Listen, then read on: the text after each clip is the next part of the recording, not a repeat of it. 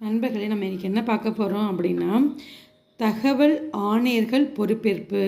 தமிழ்நாட்டில் தகவல் ஆணையர்கள் நியமிச்சிருக்காங்க. யாரான்னு பார்ப்போங்களா?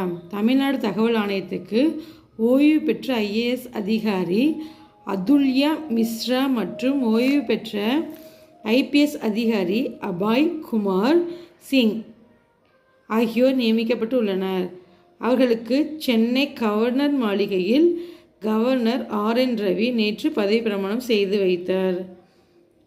நண்பர்களை கேட்பாங்க, யார் பதவி பிரமாணம் செய்து வச்சாங்க அப்படின்னா தகவல் ஆணையத்துக்கு கவர்னர் தான். நண்பர்களே, நம்ம இப்போ சில எக்ஸ்ட்ரா பாயிண்ட்ஸ், அதாவது RTI ஆக்ட் 2005 எந்த ஆர்டிக்கல்னா 15(1).